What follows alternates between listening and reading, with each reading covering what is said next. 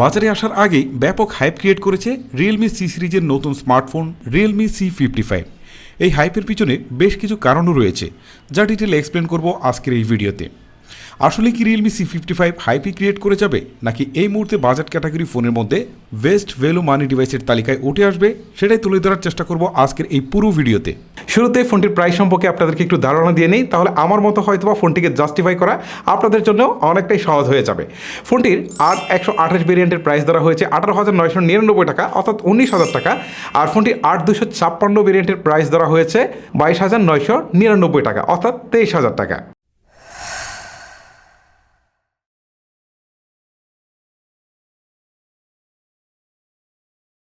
Unboxing দিয়ে শুরু করা যাক ফোনটির রিভিউ। বক্সটিকে ওপেন করলে আমরা দেখতে পাচ্ছি 33 ওয়াটের একটি সুপার বুক চার্জার, তারপর দেখতে পাচ্ছি USB Type-C কেবল, ব্যাক কভার, তারপর দেখতে পাচ্ছি একটা সিম ইজেক্টর। এছাড়াও আরও কিছু মূল্যবান বই রয়েছে, যেগুলো পরে হয়তো আপনারা ফোনটির উপর একটা PhD করে ফেলতে পারেন। অ্যাশ কালার এই ব্যাক কভারটা দেওয়ার মানে কি আমি আসলে বুঝতে পারলাম না। এত চমৎকার একটা ডিভাইস, এটা যদি ট্রান্সপারেন্ট একটা ব্যাক কভার হতো তাহলে কিন্তু এর সৌন্দর্যটা পারফেক্টলি প্রতিফলিত হতে পারতো, বাট এইটা যদি আপনি এটার সাথে ইউজ করেন তাহলে কিন্তু একদম পারফেক্টলি প্রতিফলিত হবে না। তবে জিনিসটা দেখতে খুব একটা ভালো লাগে না। তবে আপনি যদি আমার মতো এরকম সৌন্দর্য পিপাসু হয়ে থাকেন তাহলে আপনি কিন্তু একটা ট্রান্সপারেন্ট ব্যাক কভার লাগিয়ে নিতে পারেন।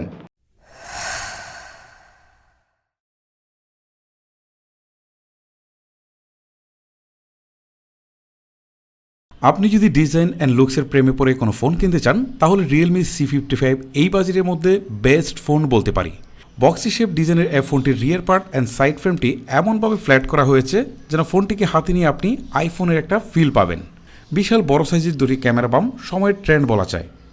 ফোনটির ফ্রন্ট পার্টে থাকছে 5 হোলযুক্ত ডিসপ্লে। বাজেট অনুযায়ী সিন এবং সাইড বেজেল পারফেক্টই আছে। আই থিঙ্ক 5 হোলের সাইজটি আরেকটু ছোটো হলে ভালো লাগতো। ডিসপ্লের মাঝ বরাবর বসানো 5 হোলটি অ্যাজ ইউজুয়াল মনে হলেও মূলত রিয়েলমি এখানে বসিয়েছে মিনি ক্যাপসুল। আইফোনের ডাইনামিক আইল্যান্ডের আদলে দেওয়া এই মিনি ক্যাপসুলটি charging, data usages, low battery সহ বেশ কিছু সময় এর দেখা মিলবে। সম্পূর্ণ প্লাস্টিক হুইল মেটেরিয়ালের তৈরি এই ফোনটির ওয়েট হচ্ছে অনলি 189.5 গ্রাম, সাথে থিকনেস হচ্ছে 7.9 মিলিমিটার। সো বুঝতেই পারছেন ফোনটি খুবই হালকা পাতলা। আই হোপ এ ধরনের হালকা পাতলা ফোন আমার মতো সবারই পছন্দের শীর্ষেই থাকবে। উপরের দিকে কোনো প্রকার সেকেন্ডারি নয়েজ ক্যান্সেলেশন দেওয়া হয়নি, যা এই বাজারে মাস্ট বি প্রোভাইড করা উচিত ছিল। ফোনটির বটমে থাকছে সিঙ্গেল স্পিকার যথেষ্ট লাউড ছিল, তবে এর বেসের পরিমাণটা যথেষ্ট কম ছিল। আমার মনে হয় যে এই জায়গাটায় রিয়েলমির আরেকটু ইমপ্রুভমেন্ট করার জায়গা ছিল। ডান পাশে থাকা ফিজিক্যাল ফিঙ্গারপ্রিন্ট স্ক্যানারটি বেশ ফাস্ট অ্যান্ড ইকুরেট কাজ করছিল। টাচ লাগা মাত্রই আনলক হয়ে যাচ্ছিল। বাম পাশে থাকা সিম কার্ড স্লট দিয়ে আপনি দুটি সিম কার্ডের পরেও একটি মাইক্রো SD কার্ড ব্যবহার করতে পারবেন। গুড নিউজ এই যে এতে 1 টেরাবাইট পর্যন্ত মাইক্রো SD কার্ড ব্যবহার করার সুযোগ পেয়ে যাচ্ছেন। রিয়েলমি C55 দুটি কালারে পেয়ে যাবেন। আমার হাতেরটা হচ্ছে সানশাওয়ার, এছাড়াও রেনি নাইট নামে আরও একটা কালার রয়েছে। রিয়ার পার্টের স্ট্রাকচার থাকায় খুব সহজে আঙ্গুলের চাপ পড়ে না। সো আপনি চাইলে এর সৌন্দর্য প্রকাশে ব্যাক কভার ছাড়াও একে ব্যবহার করতে পারেন। এই ফোনটা আমার হাতে যে কয়জনে দেখেছে কেউই বিশ্বাস করতে চায়নি যে এটা 19,000 টাকা প্রাইস রেঞ্জের কোনো একটা স্মার্টফোন। অ্যাকচুয়ালি ডিজাইন দেখে আপনি আসলে জাজ করতে পারবেন না যে আসলে এই ফোনটার প্রাইস কত।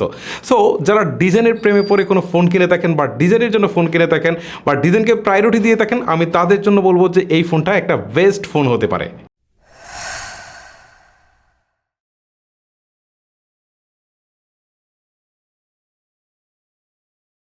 ডিসপ্লে হিসাবে ফোনটিতে থাকছে 6.72 ইঞ্চির ফুল HD প্লাস রেজুলেশনের একটি IPS LCD ডিসপ্লে, যার রেজুলেশন 1080x2400 পিক্সেল, যার সর্বোচ্চ ব্রাইটনেস 680 নিটস। ডিরেক্ট সানলাইটে ছবি তোলা সহ বেশ কিছু কাজে একে ব্যবহার করেছি। সানরাইজ ভিজিবিলিটি নিয়ে খুব একটা প্রবলেম ফেস করতে হয়নি। ডিসপ্লেতে কালার শিফটি, নেগেটিভিটি বা টাচ ল্যাগেন্সি জনিত কোনো ইস্যু ছিল না। তবে ডিসপ্লেকে খুব সূক্ষ্মভাবে খেয়াল করলে এর বটন সিনে কিছুটা শ্যাডো দেখতে পাওয়া যায়। ডিসপ্লেতে কোন ধরনের প্রোটেকশন ব্যবহার করা হয়েছে সেটা কিন্তু আমরা অফিসিয়াল ওয়েবসাইট ঘেটেও কোনো তথ্য পাইনি। এক্ষেত্রে পরামর্শ থাকবে ফোনটি ব্যবহারে এক্সট্রা একটি প্রোটেকশন গ্লাস লাগিয়ে নেওয়ার জন্য। 90 হার্টজ রিফ্রেশ রেটের ডিসপ্লে হওয়াতে স্ক্রলিং, ট্রানজ্যাকশন বা হায়ার রিফ্রেশ রেট সাপোর্টেড গেমগুলোতে স্মুথ একটা ফিল পেয়েছি।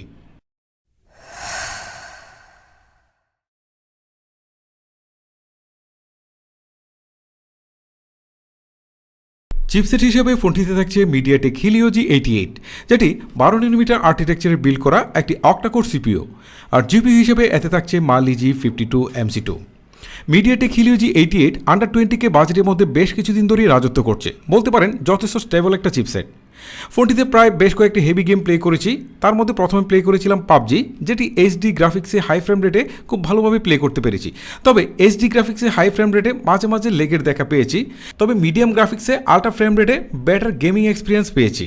পাবজি ছাড়াও এতে কল অফ ডিউটি প্লে করেছি। এটি যেহেতু optimize game, so gaming play যথেষ্ট ভালো ছিল, তবে অ্যাকশন মোমেন্টগুলোতে দু একবার ফ্রেম ড্রপ পেয়েছি। সর্বশেষ এতে প্লে করেছিলাম অ্যাসফল্ট 9 অপটিমাইজ। এই গেমটিও যথেষ্ট ভালোভাবে প্লে করতে পেরেছি। গ্রাফিক্স কোয়ালিটিও ঠিকঠাক লেগেছে আমার কাছে। ফোনটিতে দীর্ঘ সময় গেম প্লেতেও খুব একটা হিটিং ইস্যু খেয়াল করিনি। যেটা পেয়েছি এটা অ্যাজ ইউজুয়ালি বলতে হবে। Latest Android 13 base Realme UI 4.0-তে রান করছে ফোনটি। এর ইউআই আমার কাছে বেশ লাইট অ্যান্ড পলিশড মনে হয়েছে। এই কদিনে ব্যবহারে এতে কোনো প্রকার লেগ বা স্টার্টারজনিত ইস্যু খুঁজে পাইনি। কিছু প্রি ইনস্টল অ্যাপ আছে, আপনি যেগুলো চাইলে আনইনস্টল করে দিতে পারেন। অ্যান্ড্রয়েড 13-এর সাথে Realme UI যথেষ্ট স্টেবল পারফরমেন্স করেছে, বলা যায় যে আগের চেয়ে বেশ কিছুটা ইমপ্রুভ হয়েছে। ফোনটির 8GB ফিজিক্যাল র্যামের সাথে আরও 8GB ভার্চুয়াল র্যাম যুক্ত করা হয়েছে। এর র্যাম টাইপ হচ্ছে LPDDR4X, আর রম অর্থাৎ স্টোরেজ টাইপ থাকছে eMMC 5.1। এত হট জিনিসের মাঝে এই পুরনো আমলের eMMC 5.1 স্টোরেজ টাইপটা আমার কাছে মোটেও ভালো লাগেনি। এতে মিনিমাম UFS 2.2 অথবা UFS 2.1 প্রোভাইড করা উচিত ছিল। অ্যাপস ওপেনিং বা ক্লোজিং টাইম ঠিকঠাকই ছিল, তবে স্টোরেজ টাইপ মিনিমাম UFS 2.2 হলে আরেকটু বেটার রেজাল্ট কিন্তু আমরা পেতে পারতাম। ফোনটি ব্যাকগ্রাউন্ডে বেশ কিছু অ্যাপ রেখে সোয়াপ করে করে চালাতে গিয়ে আসলে একটু টেস্ট করে দেখছিলাম যে আসলে কোনো অ্যাপ ক্র্যাশ করে কিনা। আমি দেখলাম 15 থেকে 20টা অ্যাপস পর্যন্ত একসাথে ব্যাকগ্রাউন্ডে রাখা যাচ্ছিল, আর এখানে ব্যাকগ্রাউন্ডে অ্যাপসগুলো মোটেও ক্র্যাশ করছিল না।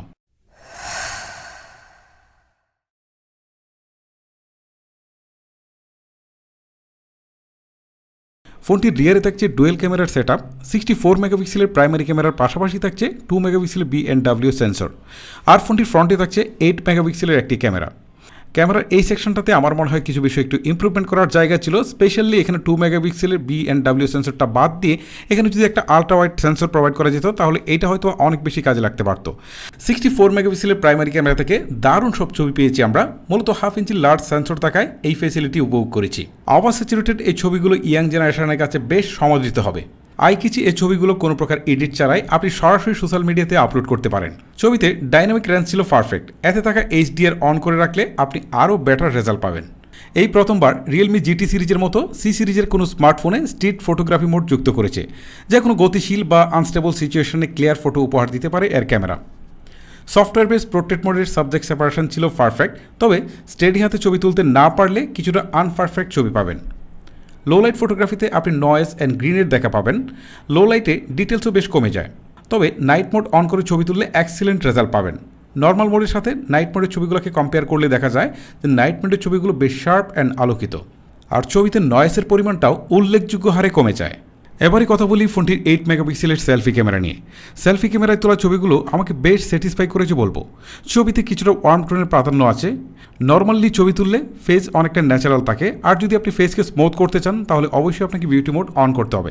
এই জিনিসটা আমার কাছে পার্সোনালি বেশ ভালো লেগেছে। সেলফি ক্যামেরার পোর্ট্রেট মোডের ছবিগুলোকে অ্যাজ ইউজুয়ালি ধরে নিব। ফোনটির রিয়ার ক্যামেরায় সর্বোচ্চ 1080p-তে ভিডিও শ্যুট করা যায়। বাজেট অনুযায়ী এর কোয়ালিটি পারফেক্টই ছিল বলবো, তবে এতে 4K বা ভিডিও স্টেবিলাইজেশন কোনোটাই থাকছে না, যা এই বাজেট অনুযায়ী অনেকটাই প্রত্যাশিত ছিল।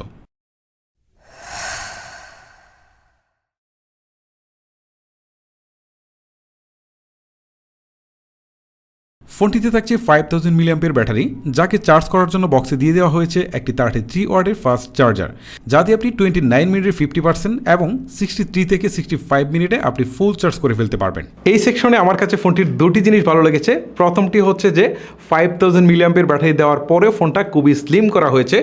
দ্বিতীয়ত হচ্ছে যে এখানে 33 ওয়াটের ফাস্ট চার্জার দেওয়ার কারণে ফোনটা খুব দ্রুতই চার্জ হচ্ছিল।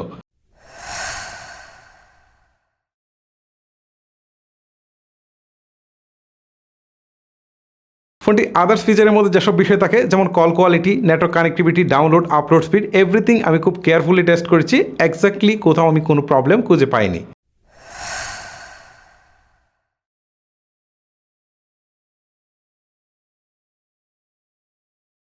গাইস, এতক্ষণ কিন্তু ফোনটির ভালো মতো সব কিছুই আপনাদের সামনে তুলে ধরলাম। এখন যদি এক কথায় বলি তাহলে বলবো যে 19,000 টাকা প্রাইস রেঞ্জের মধ্যে রিয়েলমি C55 একটি অসাধারণ ফোন।